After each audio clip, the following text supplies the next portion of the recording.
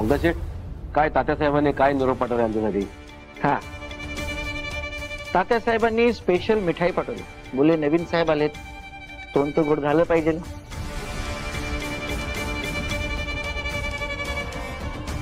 अरे वा, हे तर सातारचे कंदी पेढे आहेत. हो, कधी पिढी काय घेऊन बसला साहेब, अजून मिठाई यायच्या बाकी आहेत. तात्यासाहेबांना सांगा आमचं मन तोंड सर्व काही गोड झालं म्हणावं. बरं, बाकी काय निरोप? आता मुद्द्यावर जातो साहेब. तो शूटर आता शुद्धीवर आला असं कळतं. हो, काढायला आलंय माझ्या. साहेब, तो मुकादमचा जरी माणूस असला तरी तो तात्यासाहेबांच्या सांगण्यावरून हे काम करतो हे त्यालाही माहिती आहे. त्यामुळं त्याच्या साक्षीमुळं तात्यासाहेब पुढे अडचणी देतील हे होता कामा नये. याची दक्षता तुम्ही घ्या, असा निरोप आहे तात्यासाहेबांचा. कसं आहे पंकज शेठ, या पोलीस स्टेशनमध्ये माझी बदली झाली ना, ते तात्यासाहेबांनी माझ्यावर टाकलेल्या विश्वासामुळे.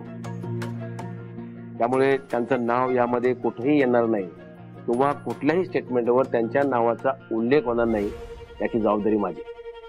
वा, याच विश्वासाने तात्यासाहेबांची तुमची बदली इकडे केली आहे. चला. अरे चहा तर घेऊन जा. साहेब, आता चहा राहू द्या. एकदाचं काम झालं ना की मग जंगी पार्टी करूया. चला येऊ.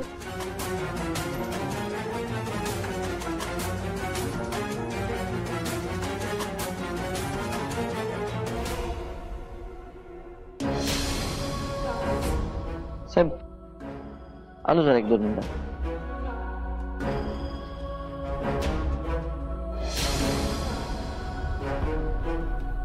ओ बलमा,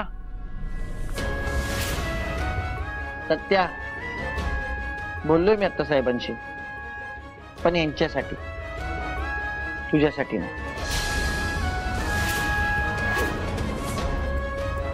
काय ना, तू इथंच शोभून दिसतोस. तुझी जागा इथंच आहे, नगरपालिकेत नाही.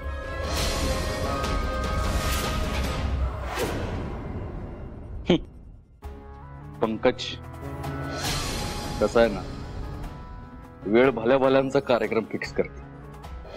त्यामुळे तू बी जरा दमानं घे. नाही उद्या असं नको व्हायला की आमची सुटका झाल्यावर तुलाच आमचं स्वागत करायला लागेल.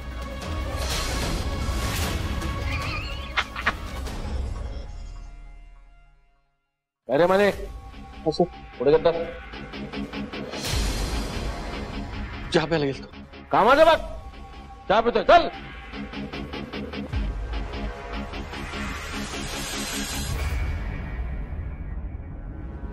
ठाकूर साहेब,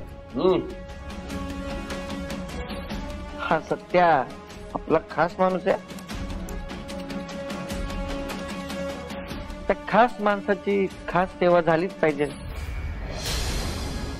पंकज शेठ, हो तुमचा खास माणूस तो आमचा खास माणूस.